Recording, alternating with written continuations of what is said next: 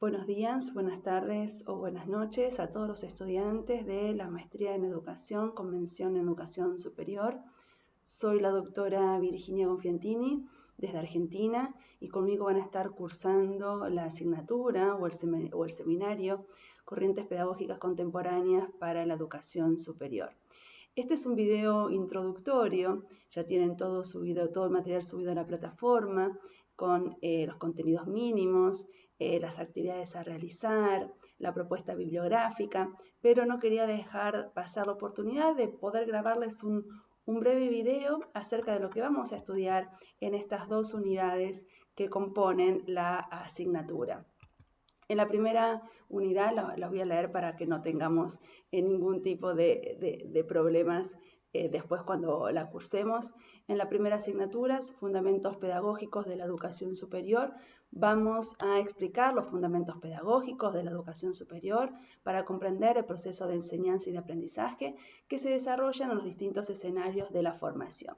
¿Qué vamos a tratar ahí? Específicamente tres puntos determinados. Uno tiene que ver con la delimitación histórica, social, política, la delimitación conceptual sobre qué es la educación, sus objetos, su objeto y sus fines. No solo vamos a hablar de teorías, sino específicamente corrientes, modelos en el discurso pedagógico. Y por último vamos a hablar sobre la determinación de los dispositivos que atraviesan cada discurso pedagógico. En ese sentido, nosotros vamos a empezar planteando el escenario, es decir, de dónde partimos. Si estamos hablando de educación y estamos hablando de educación superior, lo primero que tenemos que preguntarnos es qué significa la etimología de la educación, y vamos a partir de educare y de exucere, y vamos también a estudiar en las clases magistrales que la educación depende de un contexto socio-histórico político que la determina. ¿Qué quiere decir esto? Que cada contexto va a determinar qué tipo de educación se necesita para los ciudadanos, para las infancias y para los jóvenes. Por lo tanto, vamos a citar este primer puntapié inicial en la organización del sistema escolar con convenio en el siglo XVII, sin desconocer que el nivel universitario, que la universidad propiamente dicha, se crea ya terminando la Edad Media, terminando la escolástica en el siglo XIII. Entonces vamos a retomar algunos pensamientos del surgimiento de la universidad para poder también pensar después el sistema educativo del siglo XVII para ver en qué escenario nosotros estamos educando hoy en pleno siglo XXI. Como la educación es una práctica histórica, política, social, que nos compromete ética y moralmente a los que llevamos adelante, el referirnos a los procesos históricos es fundamental para saber de qué tipo de educación estamos hablando. Vamos a ver cómo en el siglo XVIII aparece la formación docente vinculado a un fuerte discurso pedagógico normalista. Vamos a hacer un paralelo también entre lo que pasaba en Europa y cómo se retoman algunos postulados en América. Y principalmente en esta primera unidad vamos a ver diferentes corrientes pedagógicas que tienen y que están vinculadas a una pedagogía tradicional, a un discurso positivo y funcionalista, a una perspectiva conductista en el enseñar y en el aprender, para terminar en pleno siglo XX y XXI con las corrientes críticas y postcríticas en la enseñanza, sin olvidar los enfoques no directivos que han caracterizado algunos momentos como crítica a la educación heredada, al fuerte autoritarismo, al fuerte verticalismo, a la desconexión que imperaba entre el adentro y el afuera, es decir, entre lo que sucedía afuera en la sociedad y lo que realmente sucedía en las escuelas. Estamos hablando de las corrientes no directivas en educación devenidas en los discursos institucionalistas. ¿Cómo vamos a presentar la clase? Las clases no solamente van a estar presentadas desde el punto de vista de la oralidad, de presentaciones en PowerPoint y la resolución de casos específicos, sino también de una interacción dialogada entre todos los que vamos a transitar la clase escolar, que como la llamo yo desde hace 10 años, la nombramos epistemológicamente como kairos educativo. ¿Qué significa esto? La resignificación de la clase escolar de Comenio a la luz de la teoría de la complejidad. ¿Y por qué kairos? Porque kairos es una categoría que viene de la religión que define un tiempo. Define un tiempo que es distinto al tiempo cronológico, al tiempo que nos acostumbramos desde la construcción de los estados modernos, que mide el tiempo en función de objetivos y rendimientos productivos, evidentemente. Y el kairos es el tiempo de Dios, el tiempo donde realmente cosas importantes suceden. ¿Y por qué le llamamos kairos educativo? Porque justamente lo que sucede en una clase escolar, independientemente de que sea presencial o a distancia, suceden cosas importantes. Y las cosas importantes que suceden dentro de una clase escolar están vinculadas a la construcción del conocimiento. Entonces, en estas clases, en esta maestría en educación, vamos a construir conocimiento abordando justamente las problemáticas que tienen que ver con la construcción de las teorías pedagógicas. Habíamos planteado 3 escenarios. El escenario de esta relación educación y sociedad y teoría, práctica, teoría. Todas las teorías, todas las corrientes, todas las perspectivas que nosotros presentemos, la vamos a presentar en clave epocal, histórica y política. ¿Por qué? Porque la educación es política, porque la educación transmite, la práctica educativa es transmitir un conocimiento y el conocimiento es poder. Por lo tanto, vamos a ver cómo se van construyendo esos dispositivos de poder para poder pensar a los sujetos pedagógicos dentro de cada una de las perspectivas de las corrientes pedagógicas que nosotros estemos abordando. Ver cómo sucede, qué sucede en las clases desde el punto de vista de la didáctica, desde el punto de vista del currículum, desde el punto de vista del concepto de alumno, el concepto de docente, el concepto de cómo se transmite ese conocimiento. Una transmisión que sea acrítica, de neutralidad valorativa, verticalista, como fue el inicio del sistema educativo, o pensar una educación desde los sujetos pedagógicos, docentes y estudiantes, en donde todos construimos el saber en horizontalidad, porque no hay un docente que sabe más que un alumno, porque todos sabemos cosas distintas y sistematizaciones del conocimiento distintos. Por eso hablamos de sujetos pedagógicos, sujeto docente y sujeto alumno, y no hablamos solamente de docente y de alumno. ¿Qué vamos a estudiar en cada una de las teorías? Principalmente 3 o 4 perspectivas. La definición del docente, cómo se constituye ese docente, de qué rol se constituye, cuál es su función social y política dentro de esa perspectiva pedagógica, qué relación tiene con el alumno, que desde el punto de vista de la transmisión de un contenido escolar que una sociedad necesita para la formación de los ciudadanos. Tenemos que tener en cuenta que a lo largo de la historia, la sociedad le estuvo solicitando a la educación diferentes tipos de formaciones en función de lo que necesitaba para que esa sociedad se sostenga. Podemos hablar, según Lundre, de códigos curriculares que planteaban o que caracterizaban determinados contextos. Un código curricular práctico, moral, burgués, invisible. Llegamos a un momento de la sociedad en que no sabemos muy bien qué es lo que nos está pidiendo la sociedad. Si bien ese texto de Lundgren, y no lo dije con las palabras de Lundgren, los códigos curriculares, tiene ya sus años, podríamos preguntarnos cómo él termina su texto. Bueno, ¿cuál es el código curricular que hoy la sociedad está determinando o exigiéndole o solicitándole a la sociedad para que forme a los estudiantes? Es una pregunta más que vigente, mediatizados hoy por el desarrollo de la tecnología, el auge de la inteligencia artificial que vino para quedarse, y cuál es la relación que nosotros vamos a construir con la inteligencia artificial en la clase escolar. Cuando hablamos de clase escolar, estamos hablando de cualquier instancia dentro del sistema educativo, cada una con sus especificidades, pero por lo general estamos hablando siempre de una transmisión de un saber, siempre estamos hablando de interacciones sociales, políticas, humanas que tienen una fuerte carga ideológica y valorativa. Por lo tanto, la dimensión ética política es fundante para poder pensar un hecho educativo.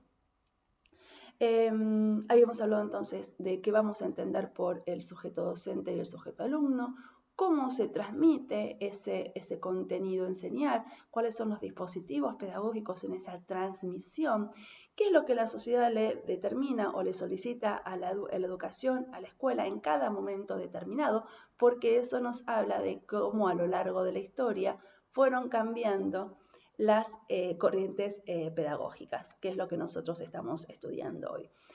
Y vamos a ver cuáles son los dispositivos pedagógicos que se construyen o que cada corriente piensa para poder concretizar esa educación en una determinada didáctica docente para que el alumno también construya o repita un saber, dependiendo de desde qué lugar nosotros estemos pensando o teorizando. Por supuesto que vamos a vamos a tener que ir a buscar otras ciencias que nos auxilien para pensar a la educación y que tienen que ver justamente que en las clases vamos a hacer referencia a la sociología, que nos va a ayudar a pensar las relaciones entre los sujetos en una sociedad determinada. También vamos a hacer referencia a la psicología, es decir, pensar cuáles son los procesos psicológicos superiores o las modificaciones de conducta que se construyen o que se aprenden mecánicamente para poder acceder a enseñar o aprender. Vamos a ver qué otras características se ponen en juego o qué otras dimensiones de análisis se ponen en juego para poder hoy tener en cuenta diferentes perspectivas de género, culturales, subjetivistas, decoloniales, para poder entender este hecho educativo que se presenta como un objeto complejo de una realidad también compleja, en donde la complejidad la estamos pensando desde el punto de filosófico y epistemológico de las teorías de la complejidad de Edgar Morin, filósofo francés. Este julio cumplió 103 años, yo estoy formada en su escuela para poder pensar un entramado pedagógico, educativo, curricular, didáctico, evaluativo, que vamos a poder observar en una de las actividades que nosotros vamos a hacer, que va a ser justamente análisis de videos, construcciones de mapas mentales para poder pensar las relaciones, las rupturas, las convergencias y divergencias entre las diferentes teorías pedagógicas y las observaciones de clases que vamos a ir a hacer, es decir, dónde vamos a focalizar la mirada.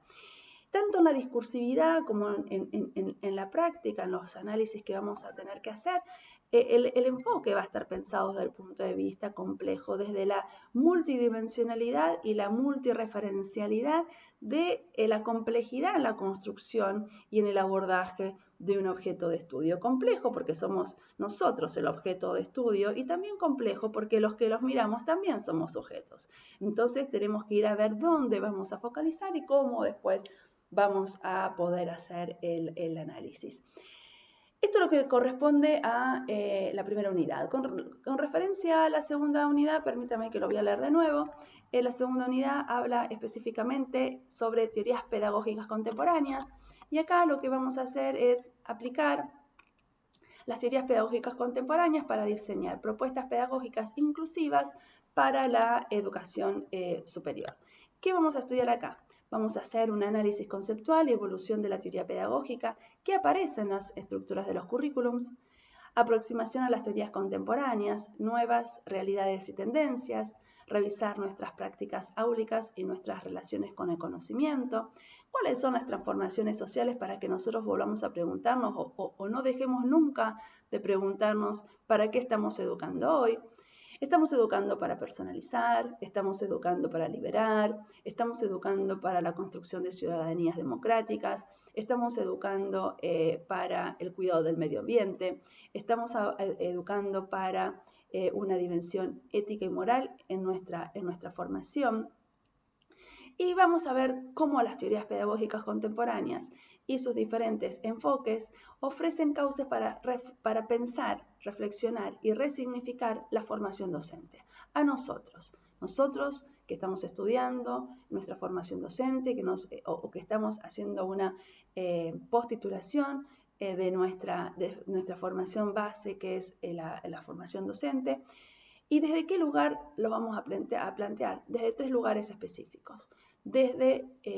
Vamos a cuestionar o vamos a revisar nuestra formación docente desde la pedagogía crítica, desde la pedagogía liberadora y desde las teorías postcríticas. Esto nos va a llevar a pensar cómo hemos ido construyendo nuestro trayecto formativo desde el primer día que colocamos un pie en una institución educativa hasta hoy. Por eso las instancias van a ser dialógicas y recursivas en la construcción tanto teórica y práctica de cómo nosotros nos hemos formado como docentes, cómo nosotros hoy estamos trabajando en el salón de clases, insisto, ya sea desde la presencialidad o ya sea desde la educación a distancia, cómo nosotros construimos nuestra relación pedagógica con nuestros estudiantes. Por lo tanto, la pregunta es acerca de la teoría, ¿cuál fue nuestra formación teórica? ¿Cómo es nuestra formación en la práctica? Vamos a hablar de la epistemología de la práctica. Vamos a ver cómo también, si surge la inquietud, cómo eso se va desarrollando en las diferentes instancias de la educación, porque sabemos que la educación no solamente acontece en la escuela, esta es la educación formal, pero también tenemos instancias de educación no formal o informal. Si alguno tiene esa inquietud, seguramente que también lo vamos a poder abordar dentro de nuestras clases, ya sean sincrónicas como asincrónicas. Por lo tanto, la invitación es a pensar cómo se construyó el discurso educativo desde su surgimiento hasta hoy para revisar nuestras esclerosadas categorías de análisis que se tienen que ir repensando epocalmente. Entonces, en este repensar epocalmente las categorías de análisis, yo este año construí una nueva categoría de análisis que tiene que ver con la resiliencia epistémica o epistemológica o resiliencia de saberes, que justamente tiene que ver con esto. Cómo a medida que el tiempo deviene, cómo a medida que la historia deviene, nosotros tenemos que ir revisando nuestras categorías de análisis desde el punto de vista epistemológico y ético. Porque como el conocimiento envejece, y hoy envejece cada vez más por el desarrollo de la tecnología, tenemos que ir viendo y tenemos que ir repensando cómo nosotros nos relacionamos con el conocimiento. Por eso la invitación es a pensar nuestra formación. Por eso la propuesta es pensar qué estamos transmitiendo en el salón de clases, sabiendo que hoy no tenemos que transmitir conocimientos, sino que tenemos que enseñar a nuestros estudiantes a construir procesos metacognitivos. ¿Qué quiere decir esto? Que teniendo en cuenta, no estoy diciendo que no tenemos que enseñar la disciplina. ¿La disciplina es necesaria o el contenido es necesario? Sí, pero hoy, en pleno siglo XXI, en el 2024, no es suficiente. ¿Por qué? Por la aceleración de la sociedad y la aceleración de la tecnología y la aceleración en el conocimiento. Por lo tanto, lo que nosotros tenemos que enseñar es a construir, conjuntamente con nuestros estudiantes, procesos metacognitivos para que independientemente del desarrollo de la tecnología, para que independientemente del desarrollo de la sociedad y para que independientemente del desarrollo en la construcción del conocimiento, nosotros podamos pensar, enseñar ¿a qué?